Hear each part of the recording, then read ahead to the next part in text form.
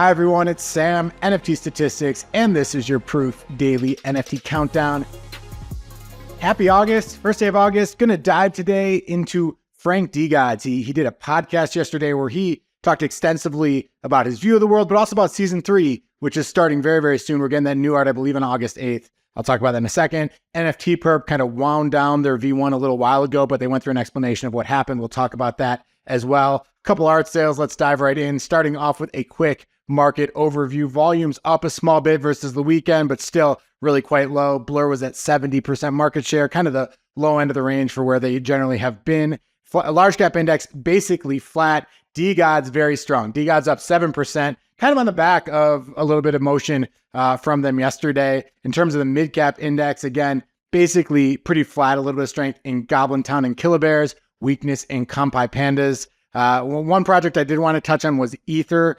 This is the capsules here, and you can see that floor price is down to about 0.13 ETH, and the actual revealed Ethers, I believe, are below 0.1 ETH. So really seeing a lot of weakness in this project, really a lot of hype and excitement around the mint, and then when that didn't go too well, I think it's been hard to recover. They announced in their Discord that they have removed one of the founders from the team. No explanation yet. They said they wanted to deal with it 100% properly first, but I think that's created a little bit of negative energy and seen a little bit of weakness in the price as a result. Other dude basically flat. You can see, it's been pretty weak, as a lot of NFTs have been over the past few months. I mentioned it because Yuga Labs announced that they're going to be acquiring Roar Studios. In this article from Decrypt, they say it's for AI expertise. Different people cite different reasons for the acquisition, but here they say that Eric Reed, the founder and CEO, is going to be the head of the upcoming Other Side game. So kind of an interesting little headline there. In terms of art projects, not a ton of volume. Vera Molnar still at the top, did 5 trades, 22 ETH of volume or so. Nothing else did more than 10 ETH of volume, but let's look at the trades that did happen. An Anti-Cyclone sold for 7.4 ETH. We had a QQL sell for 4.5 ETH, which raised the floor of the QQL a fair bit, I believe up to about 8 ETH, but this is as far as the ones that have been minted. This one sold for 4.5, and then a Contractions by Loey Hollowell in the lower left. Loey Hollowell is a very successful traditional artist. He's had really strong sales on Sotheby's Christie's, but also had a very successful Art Blocks drop, a 2.1 ETH sale for her project, and that dropped a while ago, maybe 6 or 9 months ago. And then here we have a Salobot, which sold for 1 ETH. Second thing to talk about, let's talk about the DeGods updates that we saw. First, they dropped this tweet where they just said be there. And I think what they're saying is August 9th. I said August 8th earlier. I meant August 9th. August 9th is going to be the launch of Season 3. The main thing we know from Season 3 is that they're going to be giving us new art. So DeGods are going to get new art, and this will be the second time that they've done that. They also tweeted that they had other additions for what their announcement was going to look like. Here's one. It said, on August 9th, join our multi-day experience that will consist of new artwork, beautiful content, big surprises, and a new vision for what an NFT community can be. All that we ask is that you expect the unexpected, kind of like the perfect anticipation building announcement. Expect the unexpected. We know NFTs are all about mystery and not knowing what's going on, and these guys played that perfectly, and we saw the NFT rally as a result. A little bit more, again, launches August 9th. It's the art will have the same traits as Season 2. So people were concerned, if you held a Grail Season 2, are you going to have a Grail with Season 3 art? They said you will. It's just going to be a new aesthetic. There will be female DeGods. So you have Dead Gods, DeGods. There are going to be 2 new ones. At the end of the day, you're going to have 4 types of art for each NFT. Frank has said that the current look is a bit too gory. They're like knives into people's heads, sticks coming out of their chest, things like that. I can see why people are like, yeah, I guess that's not really the identity I want to take on full time. And he's kind of hat tipping that. They also discussed points and a new point system, which could lead to a lot more staking of sorts. And the similar here, here's a little JPEG they made about that. It's just get some points. It's not too late. The best time was yesterday. The next best time is right now. And then a whole kind of diagram here about how that all works.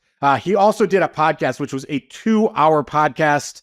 They did with Mark Holzer, I believe is his name. It was a great podcast. I watched 70% of the whole thing. I tweeted a lot of the quotes that I found interesting. And one of my views, I just think that Frank understands the PFP game as well as anybody. A lot of people think the PFP game's all smoke and mirrors. A lot of people had something that worked, and and people have tried different things. I think Frank really kind of digs in a bit and says, what is actually working here? Why are people paying $15,000 for a DeGods? Why are they not paying for other NFT? And I just feel like he gets it. So I kind of recorded some of the quotes he put down here. One of the things he said is, we launched a lot of things that people wanted, utilities, software, these impressive things or whatever, and it made no impact. When we did the things that people cared about but couldn't articulate, like changing the art, it's counterintuitive, but it actually worked. And I think here he's saying a lot of times we just have to kind of, I always think of the Henry Ford quote. I asked my customers what they wanted and they said a faster horse. There's always this conflict between listening to your customers as well as just marching to your own vision. And I think Frank has a lot of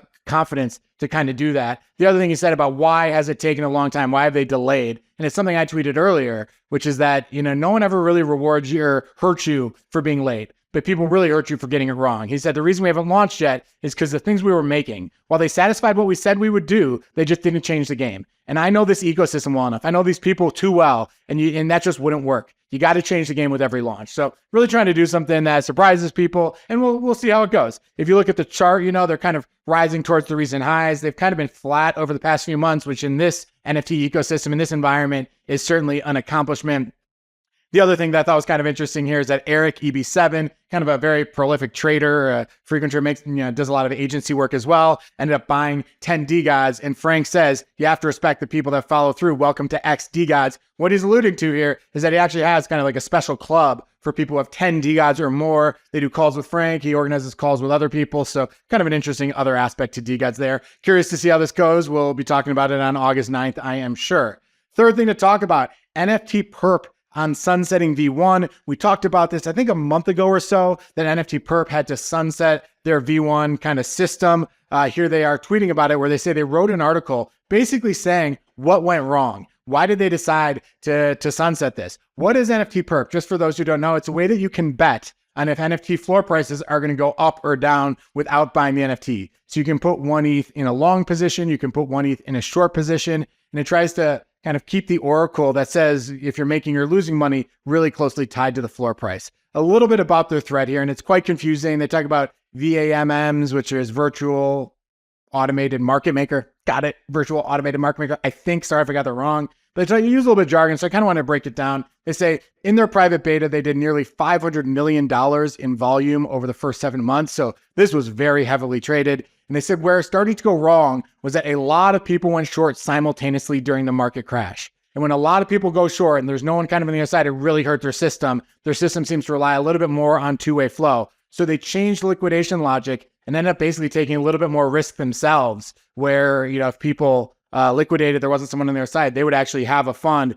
that would pay people, and that ended up losing them a lot of money. They also said there was a bug that lost them a lot of money. So they're going to try to come back, make sure that everything they do in the future has more of a two-way logic to it, thinking that that's really the way to kind of avoid what happened. I believe that's all kind of the nature and the gist of what they said. Here they're saying they're moving away from protocols, an LP-VAMM model, to a hybrid model of Fusion AMM, an AMM with external LPs and a fully decentralized limit order book. This is economically balanced by design, less slippage, and guaranteed counterparties for all positions. I also did not know what most of that meant, pretty much clueless, but the idea of guaranteed counterparties for all positions did seem to make sense, and maybe that's a little bit more what they're looking for. Tribe is another platform where you can do perp trades, go long or short, and Tribe is still up and running and in business. They still do take a little bit of risk themselves. What you can see here is with DeGods, you have 52% long, 48% short, and you can still go on and trade a long or short position on DeGods, for example, at 8.64.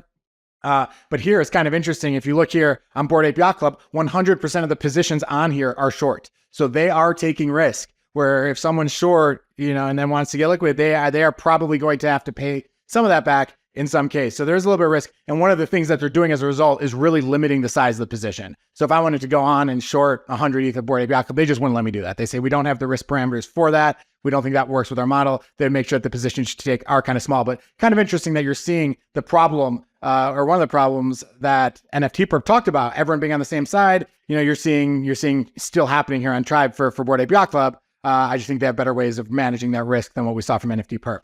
Lastly, let's talk about a few notable sales. A couple of Azuki sold. I'm not going too deep in the spirits, but one for 69.69 ETH, one for 68 ETH. Yeah, I think that this volume, it's kind of finding the new price right now. The new price seems to be in that 60 to 70 range. That's what these trades say. Secondly, a piece by AlphaCentauriKid called Creation is bought by Riga. This sold for 23.69 ETH. In the description of this piece, he said, AlphaCentauriKid is often kind of elusive in those descriptions. He said, the universe brings itself into existence with a fiery storm of energy and chaos. And that was what this piece was meant to represent, I suppose. And here's a tweet from him saying he put his phone down to make lunch with the girls, and he didn't watch the price as it moved, and he thought there'd just be a 10 ETH sale, which he was very happy with. And then it turns out to be a 23 ETH sale. So congrats to him and congrats to Riga on that purchase. And then lastly, love to see it. Turns around and buys an NFT with the ETH that he just made.